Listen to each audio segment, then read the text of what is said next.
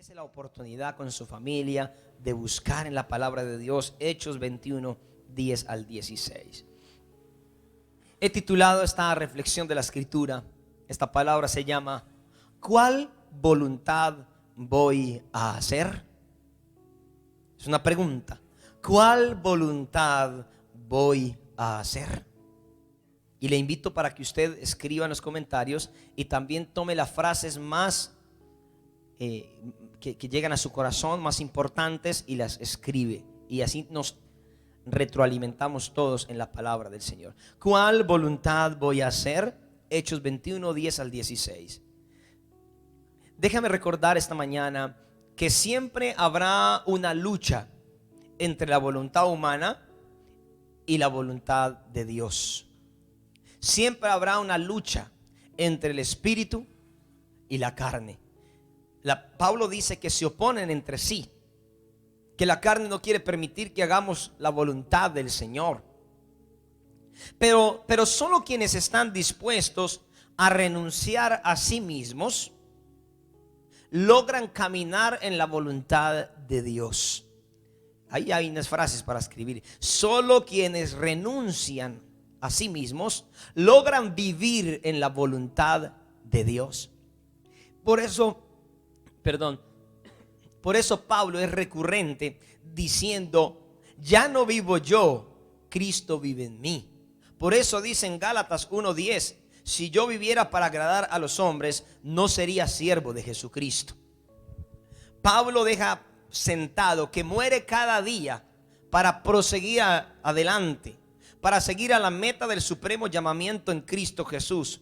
Así que Pablo lo que hace es morir cada día. Escuche, no cada 8 días ni cada año. Cada día Pablo muere a sí mismo para seguir hacia la meta. Así que si quieres hacer la voluntad de Dios, muere cada día y prosigue hacia la meta. Y hay varias frases de los que ya están tomando la palabra. ¿Cuál voluntad voy a hacer? Regularmente le preguntan a uno: pastor, ¿cómo hago la voluntad de Dios? ¿Qué debo hacer para hacer la voluntad de Dios? ¿Qué ruta debo tomar?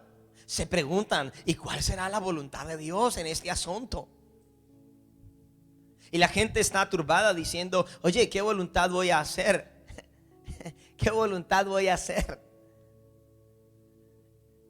Y como la voluntad del hombre es agradable, la voluntad de Dios es gustosa a la carne, regularmente nos confundimos, porque la voluntad de Dios demanda entrega, renuncia.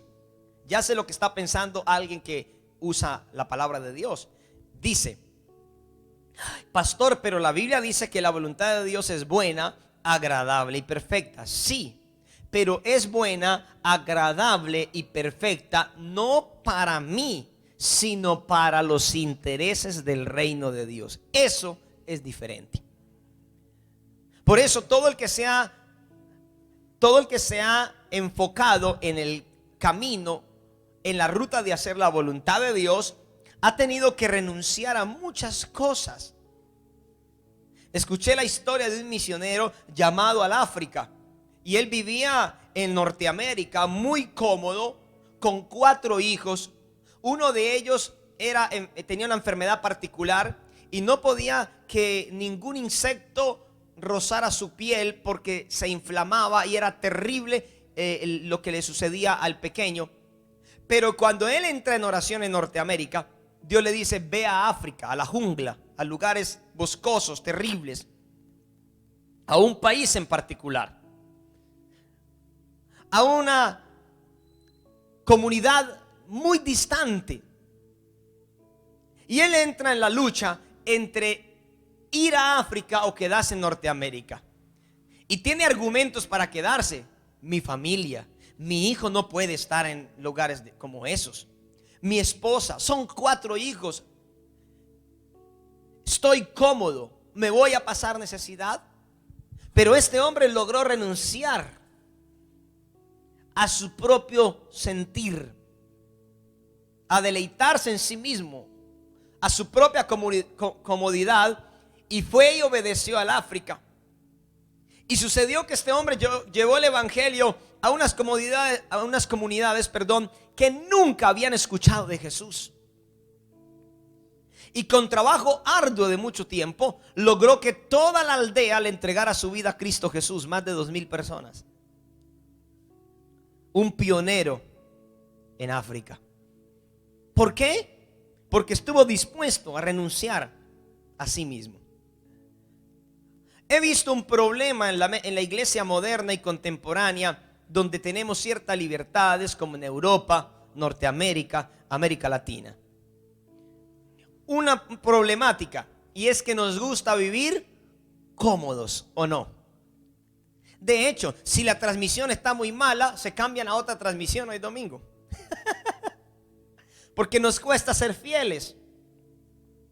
Si la economía está apretada, no diezmo. ¿Por qué? Porque no quiero incomodarme. Si llueve, cuando podíamos venir al templo, no venimos porque no quiero mojarme. Estoy dando solo ejemplos particulares.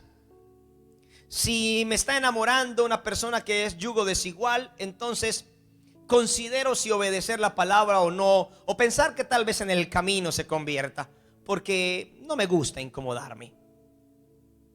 Le hablo esto esta mañana, iglesia, porque siento que un llamado de Dios en tiempo de pandemia es una iglesia que está firme en la roca que es Cristo Jesús, y que debe plantearse la pregunta: ¿qué voluntad voy a obedecer? Si la pandemia no termina y si las leyes se levantan a perseguir la iglesia, ¿qué voluntad harás? Estamos próximos a dar pasos de reapertura de la iglesia en algunos lugares de Colombia, no en todos lugares, con ciertos protocolos. Pero yo tengo un malestar en mi alma. Tengo un malestar en mi espíritu que me provoca náuseas. Y el malestar es el siguiente: no someternos a algunas normas, como el tapaboca, como la desinfección. No tenemos problema con eso, para que no alguien lo saque de contexto. Lo que tengo malestar en mi espíritu es que el diablo aproveche, y algunas personas anticristianas, gente que dice que la iglesia es peor 500 veces más que un día sin IVA, quieran meterse en cómo adorar a Dios. Eso mi alma no lo puede soportar. Entonces se decía en los primeros protocolos que no podíamos arrodillarnos, que no puedo poner mis manos sobre una persona, que al principio se decía que solo se cantara una canción, que el culto no puede durar sino 1 hora.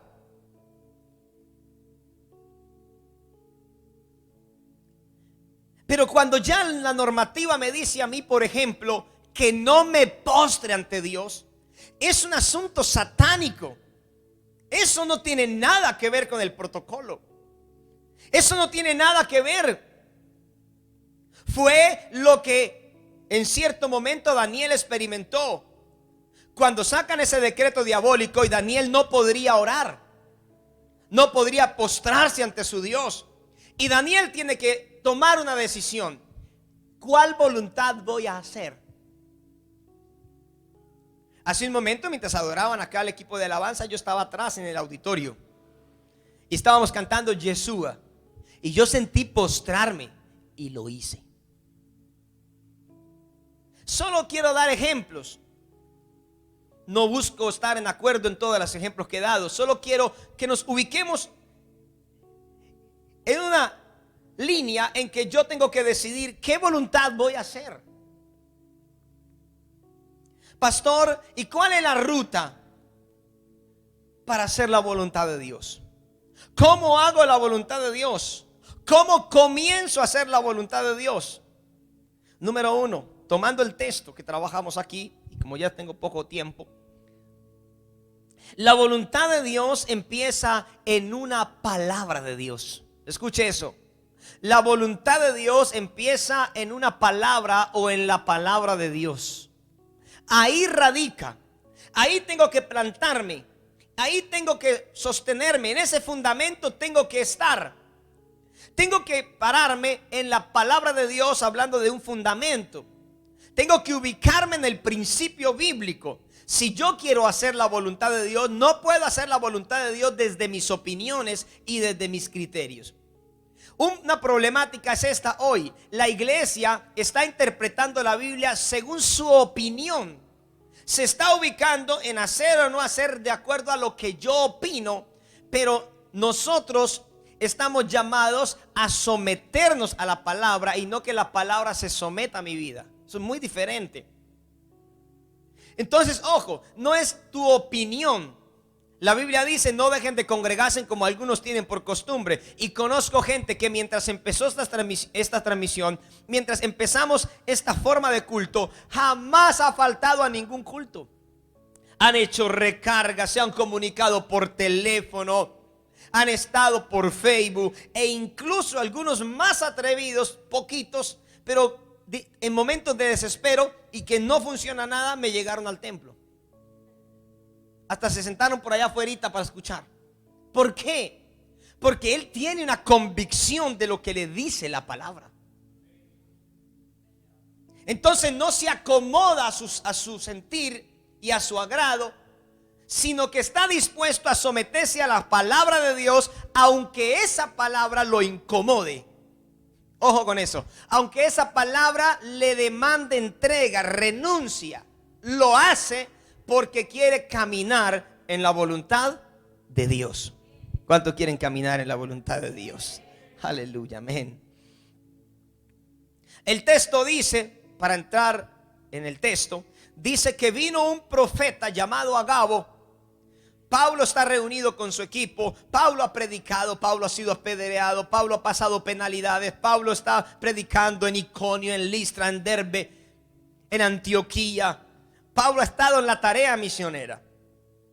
Pero llega el momento en que Pablo está pensando en ir a Jerusalén.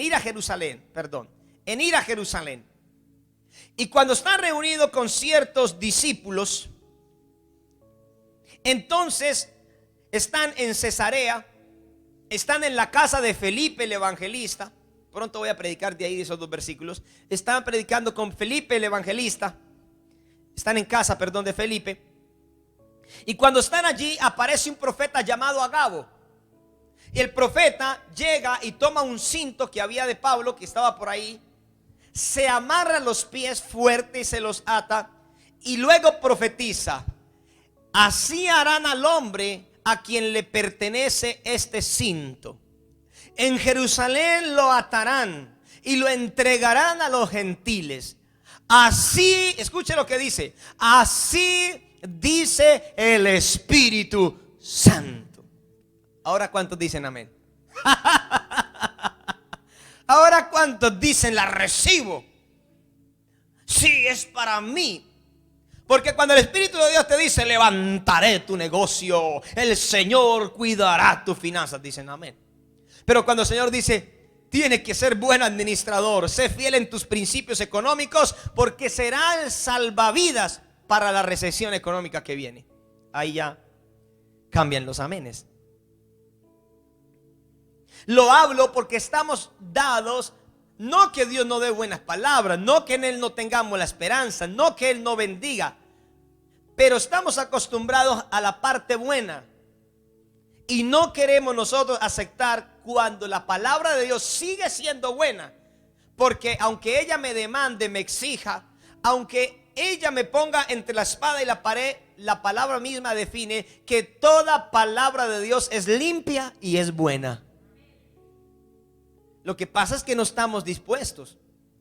¿Por qué predica eso, pastor? Porque tengo una carga en mi corazón. Porque la iglesia no puede bajar la guardia. Tú y yo no podemos bajar la guardia. Tú y yo no podemos ser creyentes gelatina, creyentes débiles. No podemos ser creyentes que están sobreviviendo en la pandemia. Tenemos que ser gente que cumplimos el propósito de Dios en la pandemia, por la voluntad de Dios. Entonces, cuando se suelta esta palabra a Pablo, los discípulos y la iglesia que ama a Pablo, lo aman entrañablemente, entran en una situación fuerte, en un conflicto del alma. Y entonces se plantean los discípulos: ¿ahora qué hacemos? El profeta dice que será atado Pablo en Jerusalén. Pero nosotros amamos a Pablo. Nosotros no queremos que le suceda nada a Pablo. Es nuestro Pablo, es nuestro padre espiritual, es nuestro mentor, es nuestro apóstol.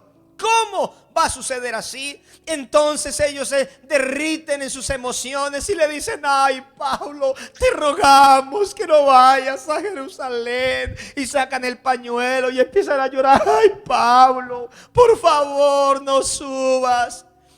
Y Pablo, que está en el espíritu, Pablo, que está dispuesto, que ya renunció a su vida hace mucho tiempo, Pablo los exhorta y les dice a ellos en forma de pregunta.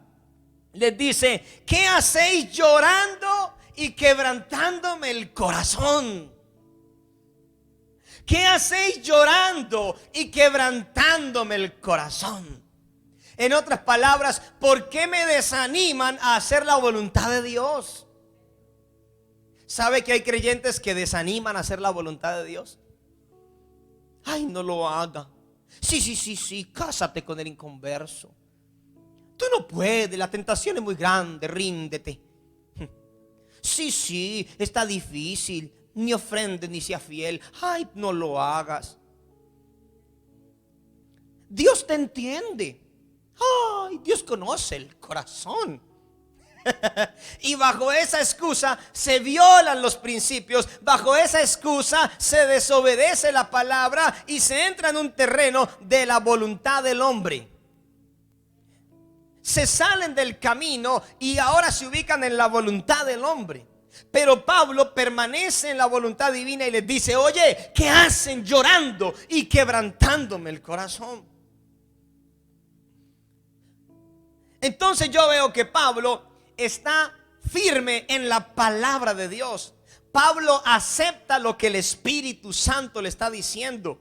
Pablo está siendo dirigido porque en capítulos anteriores el texto dice que el Espíritu le da testimonio que él será azotado, herido, perseguido en las ciudades donde va. Pablo sabe que fue llamado a pasar penalidades como buen soldado de Jesucristo y recibió esa palabra. Y escucha esta frase: solo quien está dispuesto a sujetarse a la palabra, solo ese crecerá. Es decir, sin sometimiento a la palabra de Dios no hay crecimiento. Por eso usted mira creyentes que llevan 30 años. Y escuché la siguiente ilustración una vez. Una persona se convirtió a Cristo y en el primer año creció, desarrolló su ministerio, Dios lo prosperó. Fue un ejemplo en esa congregación con un año de convertido. Restauró la familia, pasó de todo, como sucedió en la casa de Obed-Edom 3 meses por la gloria de Dios. Y se le acerca a otro hermano de la iglesia y le dice: ay, hermanito, ¿usted es el nuevo? Y él le dice: sí. Y él tiene en el corazón un poco de envidia al verlo prosperar en un año. Y se acerca y le dice: hermanito, yo llevo 30 años en el glorioso evangelio de Jesucristo. Pero esa persona no se le notaba. Su casa era un caos, no era fiel con Dios, era religioso. Y el nuevo le dice: mi hermano, entiendo. Lo que yo asimilo y veo en su vida es que lleva 30 años repitiendo el primer año. Como cuando pasa 30 años en primero. Y lo sorprendió con esas palabras. Hay personas que llevan muchos años en el evangelio, pero no se desarrollan, no crecen, no avanzan. Hace poco un discípulo nuevo me decía: es increíble, pastor, cómo Jesús en 3 años y medio cambió la historia del mundo. Pero ¿cuál era el deleite del Señor? Los que leen la palabra: hacer la voluntad de mi Padre. Cuando un creyente hace la voluntad de Dios, sujeto a la palabra, aunque tenga que morir a sí mismo, va a haber crecimiento. Y yo profetizo en el nombre de Jesús, por la fe, que nosotros no caminaremos por nuestras emociones, sino por la palabra de Dios. Que Río de Avivamiento hará la voluntad de Dios en esta pandemia, y cuando esto termine, estaremos multiplicados como el pueblo de Israel en medio de la opresión. Aleluya, aplauda al Señor en casa. Yo creceré, tú regresarás al templo más espiritual. Alguien que diga amén, con más hambre, con más sed, con más disposición, si es necesario, a sufrir por la causa. Pablo les dice: no lloren, porque yo estoy dispuesto no solo a ser atado, estoy dispuesto a ser encarcelado, y si es necesario, daré mi vida en Jerusalén por la causa de Cristo. Aleluya. Y la pregunta: ¿a qué estás dispuesto o dispuesta por hacer la voluntad de Dios? ¿Hasta dónde estás dispuesto o dispuesta a hacer la voluntad de Dios en tiempos de pandemia? Es una linda reflexión en esta hora en tiempos de pandemia. Número 2, para hacer la voluntad de Dios necesito una convicción de causa en Jesucristo. Escuche eso, una convicción de causa en Jesucristo. Tómese el tiempo, analícelo y escríbalo. Una convicción de causa en Jesucristo. Primero, necesito la palabra de Dios. Segundo, una convicción de causa en Jesucristo. Es lo que Pablo hace al reprenderlos. Es lo que Pablo dice que hacen llorando y quebrantándome el corazón. Es lo que Pablo expresa: estoy dispuesto a ser atado, estoy dispuesto a ser encarcelado, estoy dispuesto a morir en Jerusalén si es necesario por la causa de Jesús. ¿Qué está mostrando? Está mostrando la convicción de Pablo, la fe de Pablo, la certeza que tiene Pablo en Cristo Jesús. Alguien me dijo hace poco: pastor, lo que le falta a la iglesia hoy es caminar por la causa. ¿Sabía usted que en alguna filosofía del mundo lo que los hace fuertes es la causa? En el comunismo fuerte, radical, están dispuestos a morir por la causa. Un soldado bien entrenado dice: fe en la causa, Dios y patria. Están entrenados para morir por la causa. Cuando vamos a Medio Oriente y vemos las guerras en Medio Oriente, en Afganistán, Irak, Pakistán, Túnez, Egipto, toda esa región, Siria, de acuerdo a su filosofía, están dispuestos a dar la vida por su causa. Un niño en el Islam lo preparan, en ese Islam extremista y terrorista, lo preparan para morir, para inmolarse, para ponerse una bomba y pararse en medio del público y morir. Hombres son entrenados para ponerse en una bomba y estallasen por la causa. Pero me asombra que el cristianismo de hoy no tenga las agallas, no tenga la convicción para sostenerse al menos en la causa. Es muy lamentable ver creyentes que están un tiempo y luego no están. El dolor más grande para nosotros los pastores hoy es ver gente que estuvo y ya no está. Gente que pasó y no permaneció. Gente que adoró, que cantó, que sirvió, que predicó, pero que al pasar los meses o los años no están. Entonces parece, como dice el Salmo primero, el Salmo 1, parece un tamo que arrebata el viento. Y este planteamiento me preocupa y lo traigo hoy porque me surgen varias inquietudes. ¿Qué convicción tenemos por Cristo? Me preocupan mis hijos. Yo tengo 4 hijos, para los que no lo saben.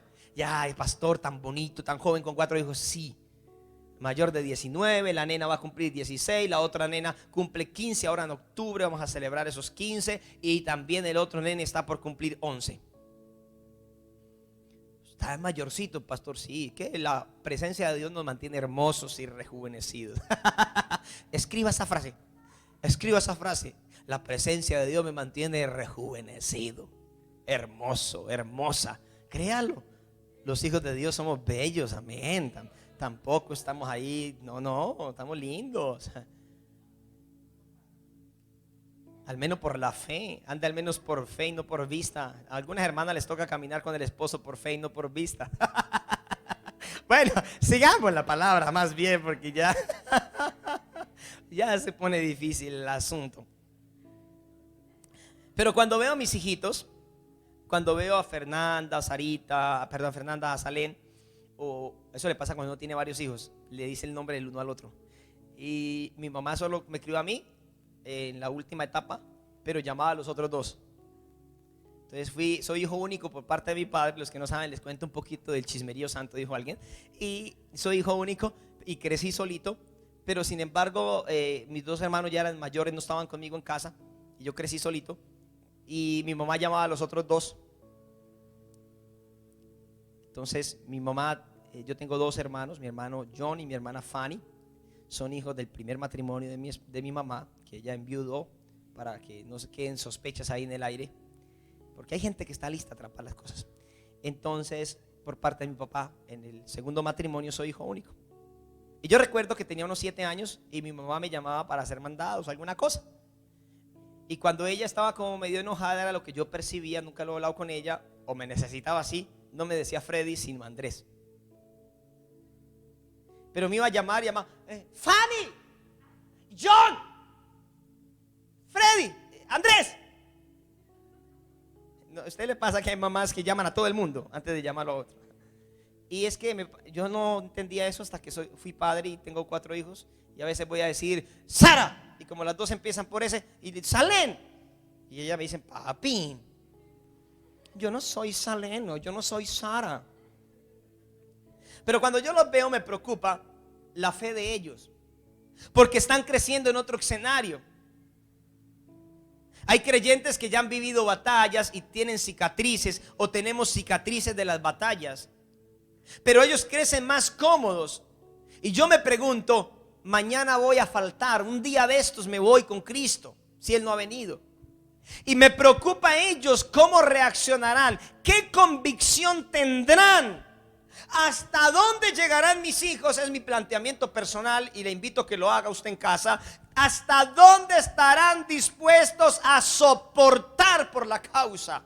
¿Serán como Sansón, que a la primer mujer bonita se van? ¿O serán como José, que están dispuestos hasta la cárcel por agradar a Dios? Por eso viene esta palabra hoy de parte del Señor. Hago un llamado hoy a la convicción en la fe en Cristo Jesús. La gente que está dispuesta, la gente que tiene convicción de causa, están dispuestos a, escuche esto, esta frase, están dispuestos a morir haciendo la voluntad de Dios antes que vivir haciendo su propia voluntad. Cuando tengo convicción de causa, estoy dispuesto a morir haciendo la voluntad de Dios antes que vivir desobedeciendo a Dios. Y yo profetizo y proclamo por la fe en Jesucristo que en este tiempo de pandemia Dios está corrigiendo cosas y que está ajustando a la iglesia en una iglesia que tiene causa en Cristo Jesús. Una convicción ardiente. No los que andan llorando y temerosos por el COVID. Ay, ya se me va a aparecer, no se me arrime, no me toque. ¿No le ha pasado a usted? Uno encuentra a esos creyentes y los va a saludar, hermano, Dios le bendiga. Ay, ni me toque siquiera. Se va a morir, le tengo la mala noticia. Esos que son miedosos, que no dan ni la mano, se van a morir primero que los otros.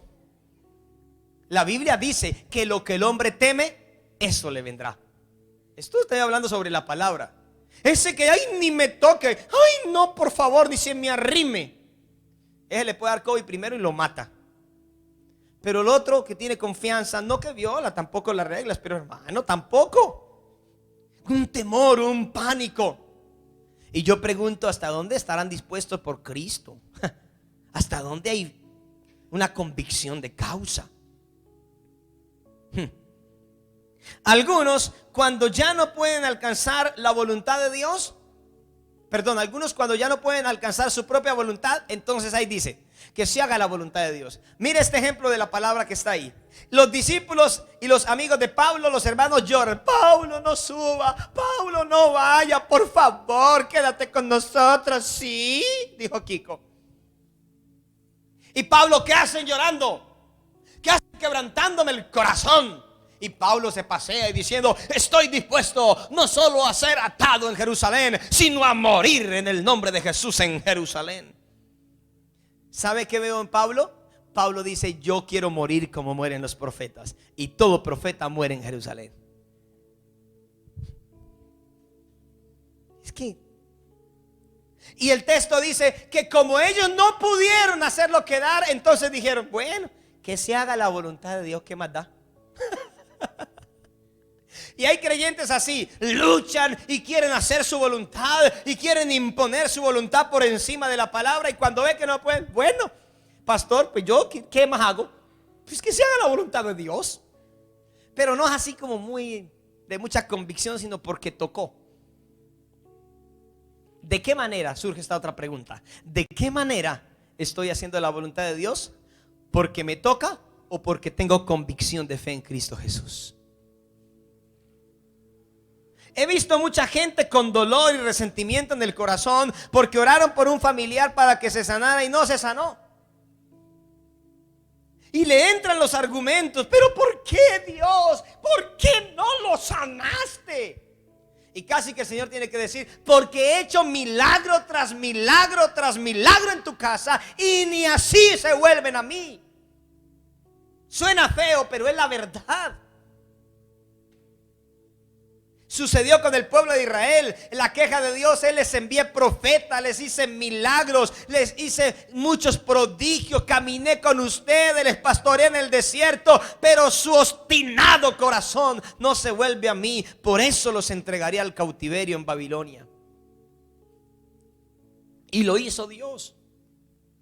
Otras veces Dios no hace lo que yo quiero que haga, porque Él es soberano y tiene otros planes. Y quiero decirle, tal vez ese familiar por el que oraste y oraste y finalmente murió, Dios sabía que era la única manera de que fuese salvo. Él sabía que tal vez a futuro algo iba a suceder. Dios tiene los planos completos, no como nosotros. Dios tiene la historia completa. Y yo debo saber que Dios es bueno en esencia, que toda palabra de Dios es pura y limpia en esencia, y que Dios es un plan de propósitos, de planes, de diseños, y que en Él no hay error. Y que aunque lo que Él hizo implique un poco de dolor a mi corazón, yo debo decir: gracias, Señor, porque tu voluntad es buena, agradable y perfecta. Pero no te quedes llorando y culpando a Dios, porque es decir: ay, Señor, como no lo sanaste, pues bueno, ¿qué más da? Aceptar la voluntad de Dios, pero como que no es conforme a la Escritura. ¿Qué dice la Biblia de eso? Si vivimos para el Señor, vivimos. Y si morimos para el Señor, morimos. Sea que vivamos o sea que muramos, del Señor somos. Eso dice la Biblia.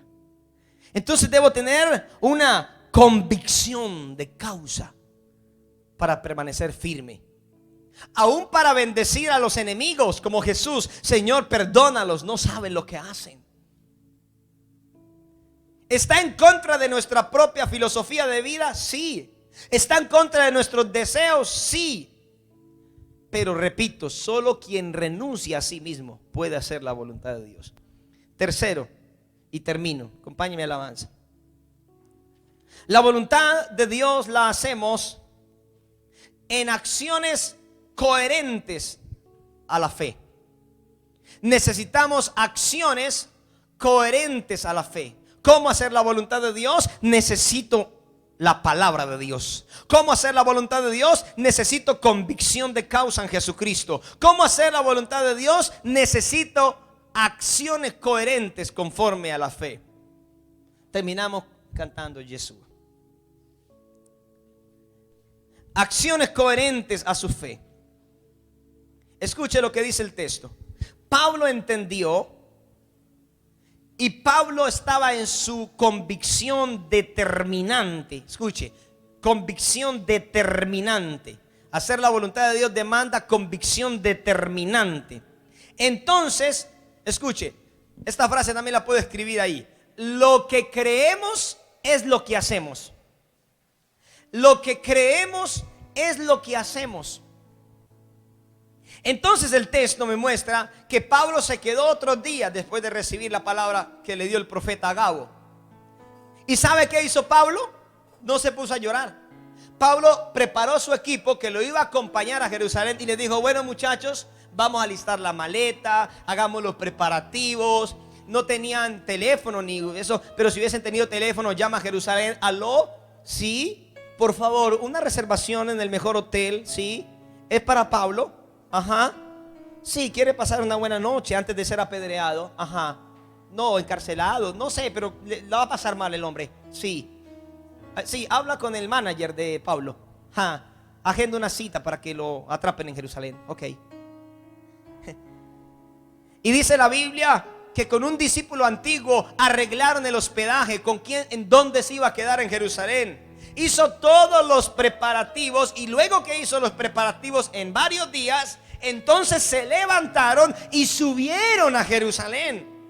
Eso me habla de un creyente que no está esperando a que le caiga la voluntad de Dios, sino que participa en el cumplimiento, se involucra en el cumplimiento, da pasos de cumplimiento en la obediencia.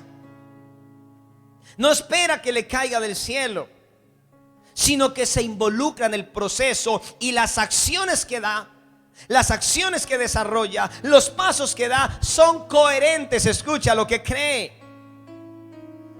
No te quedes esperando, participa. Si Dios te dijo algo, participa. Si Dios te dijo: este año te daré tu esposa, participa, enamórela. Mire cuál es la hermana de la iglesia que Dios le puso. No se quede ahí esperando: si me mira, entonces es para mí. No, invítela, escríbale, dígale: hermana, dígale como el llanero: ando buscando un cariño que no pertenezca a nadie, lo quiero para mí solo y para que me acompañe. Dedíquele la canción y dígale: por la mañana y por la tarde, al mediodía, que no me falte. Ay, pastor, qué pecador. ¿Cuál pecador? Por eso que están solterones. Me gusta. ¿Y qué? Cántele: ando buscando un cariño que no pertenezca a nadie, lo quiero para mí solo y para que me acompañe. El diablo que se opone a los solteros. Se cayó el internet y digo: el diablo que se opone a los solteros. Pero necesitamos, hermano, dar pasos de fe. Hay una medio filistea incircuncisa que quiere robarte la fe, que quiere atrapar tus sentimientos y sacarte los ojos como Dalila con Sansón. Dígale: no, basta. Como hizo José, no lo permitió José que una mujer que no le correspondía lo enamorara. Dios te habló de un llamamiento, empieza a predicar, empieza a capacitarte.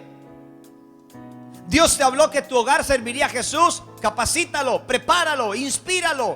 Lo que trato de decir es: da pasos. Dios te dijo que te prosperaría.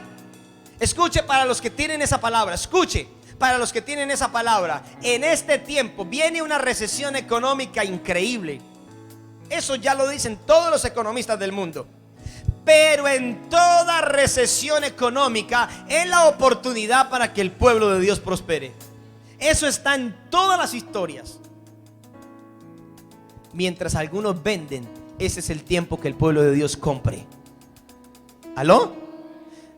Mientras a algunos se les cerró la empresa y no sabe qué hacer, es el momento que te reinventes. Da pasos de fe, y que los pasos que demos sean coherentes con lo que creo. Levántate cada día agradecido con Dios y diciendo: este es el día que hizo el Señor, me gozaré y me alegraré en él. Bendigo a mi esposa, bendigo a mis hijos, bendigo mi casa. Este día los sacaremos adelante, este día iremos en victoria. Este día los enemigos míos de la fe, los demonios, potestades, principados, caerán delante de mí. Vendrán por un camino y huirán por 7 caminos. Resisto al diablo y huirá de mi casa, porque todo lo puedo en Cristo que me fortalece. Y entonces estás inspirando a tu familia. No estás diciendo, ay, se me olvidó el tapabocas. Ay, Dios mío, el COVID me cayó por el techo. No inspire tus hijos al miedo. No inspire tus hijos al terror. Ninguna plaga tocará mi morada. Caerán 1000 y 10,000 a mi diestra, pero a mí no llegarán. Y si llegara a mi vida, me iré con Cristo y preguntaré: ¿dónde está, oh muerte, tu aguijón? ¿Dónde tu victoria?